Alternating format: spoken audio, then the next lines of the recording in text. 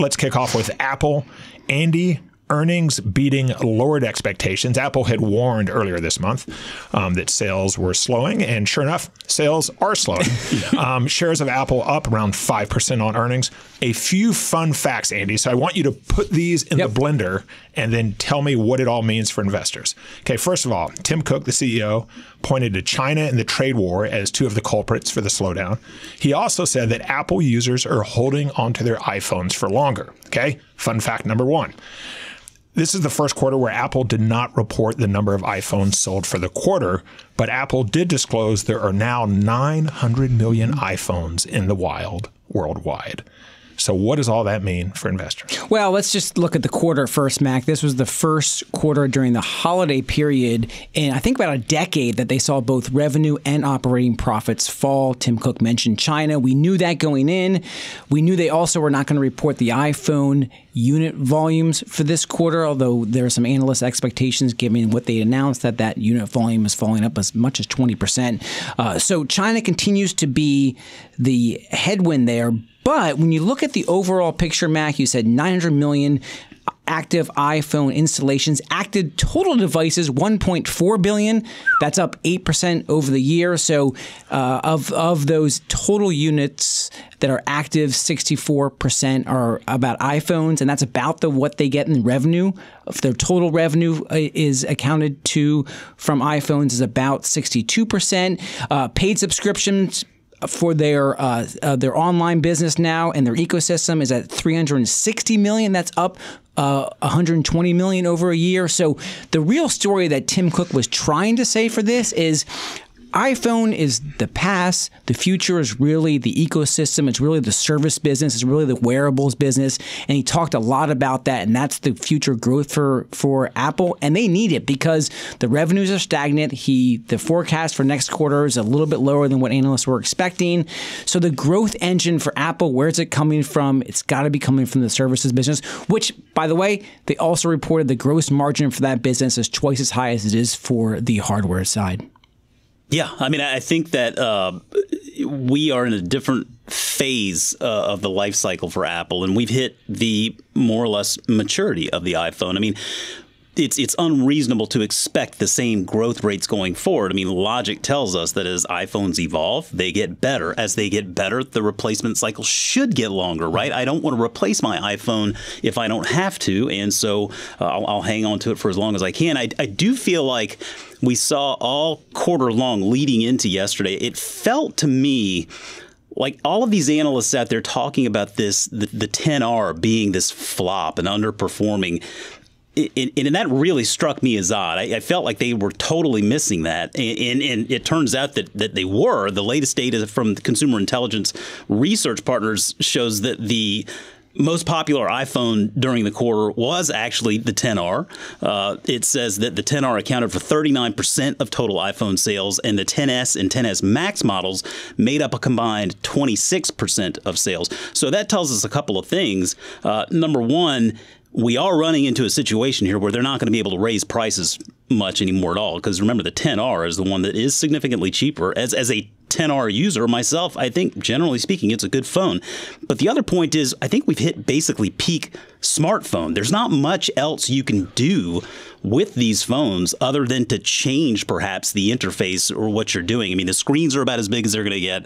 You know, whether it's going to be liquid crystal or you know, what is it, OLED? OLED, yeah. At some point, you can't tell me the camera is much better, but I don't think many people care about that.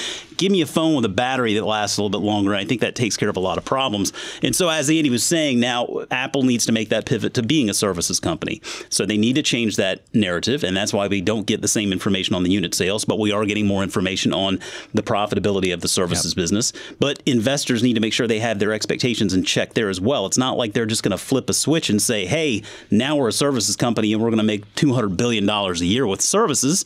That's going to take some time to grow, but it's worth noting that services business brought in about $40 billion last year, so it's not insignificant. Yeah, it's about 13% of their overall total sales. It's growing, as Jason said, it's 19%. That's actually down a little bit, a fraction over the past few quarters. That the service businesses grew 22% in fiscal year 2018, which ended in September. So when you look at Apple, I see this amazing business. Jason mentioned the profitability on the services business, and we talked about that. I talked about that a little bit earlier. It's a $700 billion company. They generate nearly 20% returns on capital. Mac, last year they generated $60 billion in profit. They bought back $75 billion worth of stock. So when you look at this business, they generate so much in profits, and it's hard to reinvest that at a fast enough rate to continue to juice the top line for a company that is this big. Now, it's also why you only pay 12 times earnings for this business.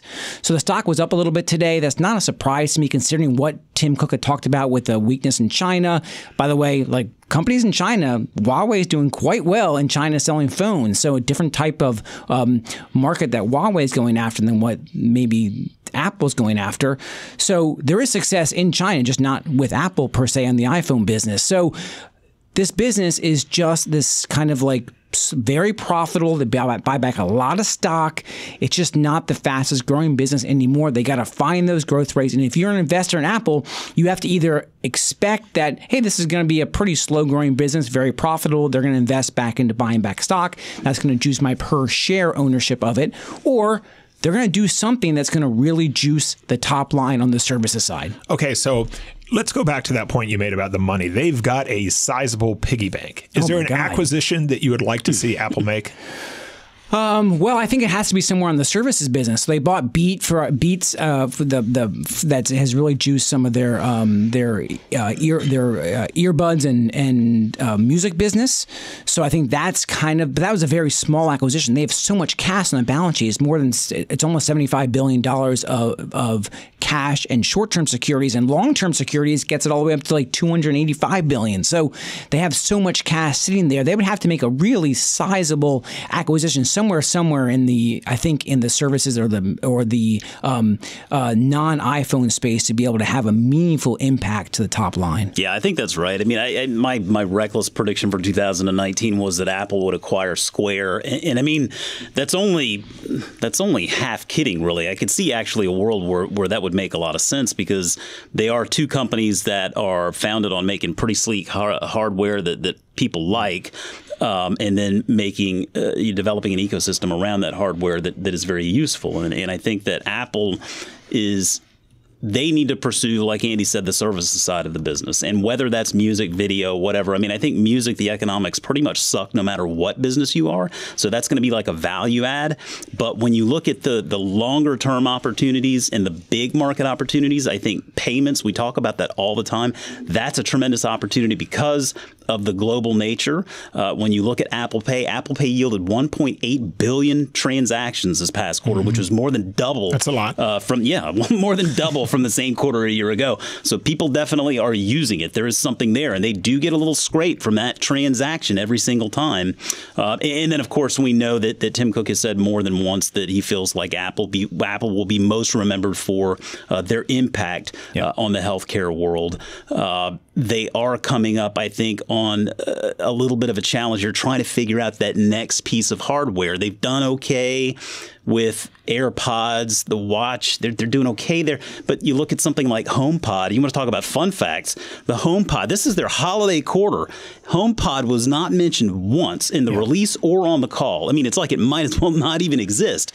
And so it turns out that, you remember they made Apple Music available to the Echo devices a couple of months ago. That was really a big tell. Seems like the HomePod really is more or less a flop at this point. Yeah, the announcement I found interesting this week was their partnership with Aetna, which is part of the CVS family, to create an app called Attain that allows you to tie together members of Aetna to tie together with an application to tie together with your with your iPhone watch to be able to collect some of that health data. So that's the kind of investments that we will continue to see. But that's when you have more than 60% of your revenue is tied to iPhone and the hardware of iPhone, you really need to make a big investment to have a meaningful impact on the top line of Apple. And they haven't shown that interest in doing it over the past decade.